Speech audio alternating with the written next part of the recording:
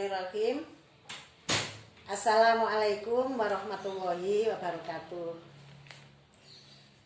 Anak-anakku sekalian, pada pagi hari ini Bu Dayati akan memberikan pelajaran sesuai dengan jadwal, yaitu fikih untuk kelas 3.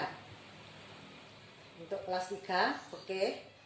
Dan sebelum itu, marilah kita biasakan sebelum pelajaran dimulai, marilah kita berdoa, membaca basmalah bersama. Bismillahirrahmanirrahim.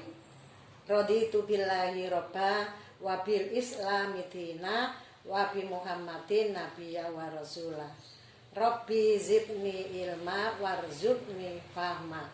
Seperti biasa pada sekolah-sekolah sebelumnya. Anak-anakku semua, marilah kita mulai pelajaran yang pertama untuk semester ini.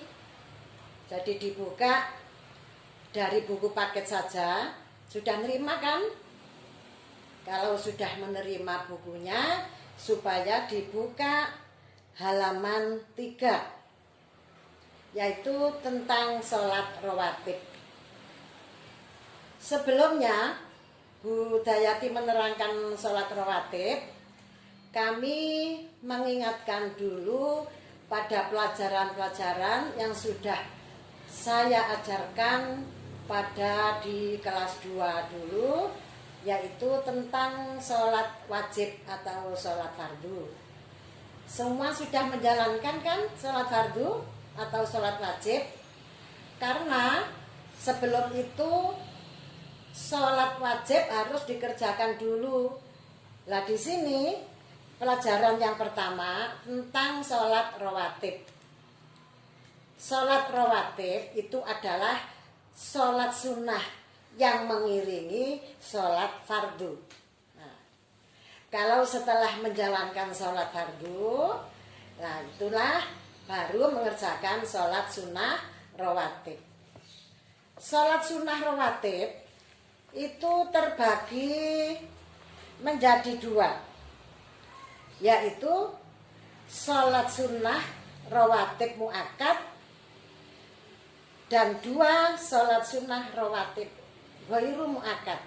Di bukumu sudah tertulis, Bu Dayati tinggal membacanya dan menerangkan saja.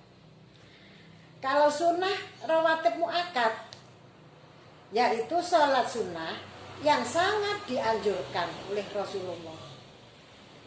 Sedangkan sholat sunnah rawatib ghairu muakkad, sholat sunnah yang biasa dikerjakan. Umpama tidak mengerjakan tidak berdosa. Loh, semua sholat sunnah itu kalau tidak mengerjakan tidak berdosa. Tapi kalau muakkad itu dianjurkan oleh Rasulullah. Dan sholat rawatib itu di sini sudah dicantumkan di dalam buku pelajaranmu, bisa dibaca nanti, yaitu 1-2 rakaat sebelum sholat duhur. Jadi berarti belum mengerjakan sholat wajib, itu kamu disunahkan sholat sunnah. Namanya sunnah rawatib muakkad, dianjurkan oleh Rasulullah. 2 rakaat sesudah duhur. Berarti kedua-duanya ini adalah sholat sunnah rawatib muakkad.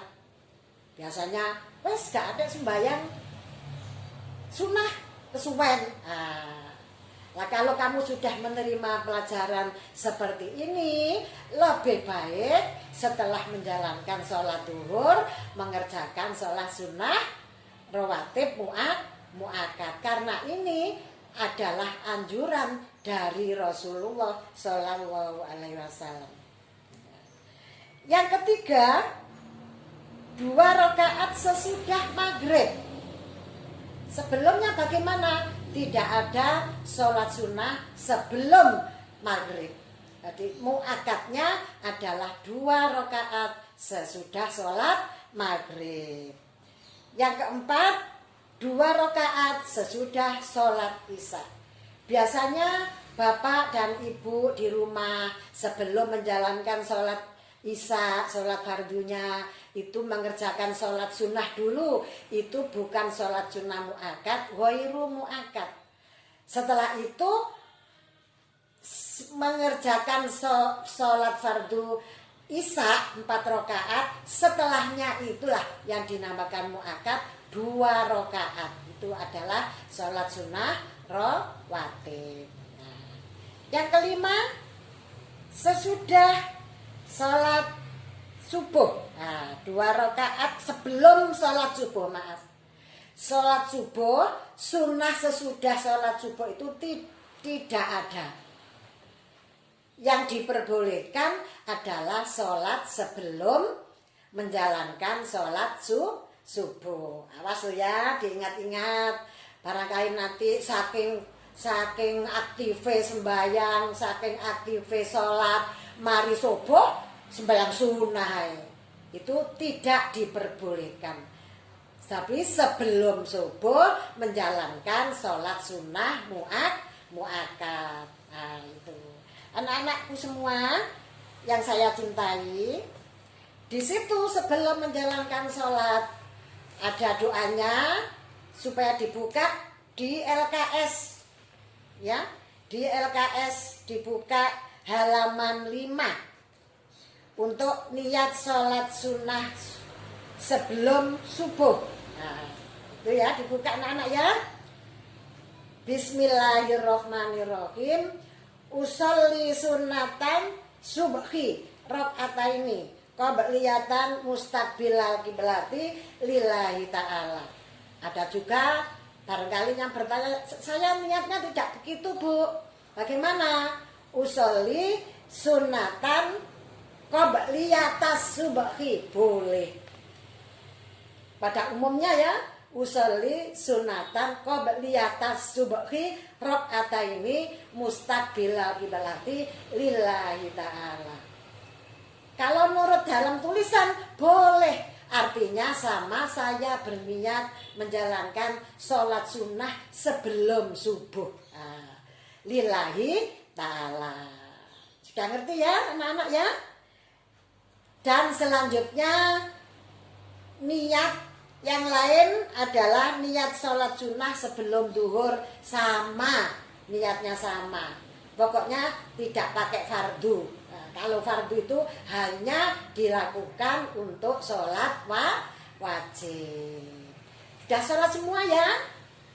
Nah, kalau sudah sholat semua, lah ini nanti supaya mengerjakan sholat sunnah rawatib yang telah diajarkan Bu Dayati. Coba besok kalau sudah sempurna belajarnya, nanti anak-anak saya ajak praktek sholat semuanya. Barangkali yang belum pernah sholat ya, nah, harus sholat, ini kewajiban.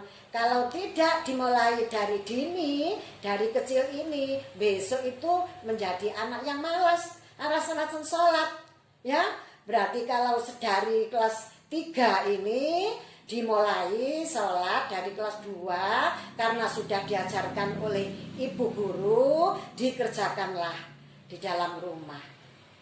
Ya, saya akhiri itu ya, yang bisa saya sampaikan untuk pembukaan mengajar dari Bu Dayati untuk pelajaran fikih khususnya dari kelas 3. Mudah-mudahan anak-anak bisa mengerti. Nah, ini supaya dibuka LKS-nya anak-anak ya. Nah, itu ada tugas dari Bu Dayati halaman 7. Nah, ya, biar bersambungan ya, biar bersambung terus. Nah, ini ada tugas, tulislah niat sholat sunnah sebelum maghrib dan sesudah maghrib. Di situ sudah ada. Kamu tinggal mencontoh saja.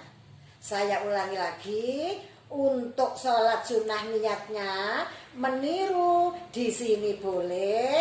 Apabila ada yang niat dari Bu Dayati tadi, boleh sama-sama. Artinya juga sama.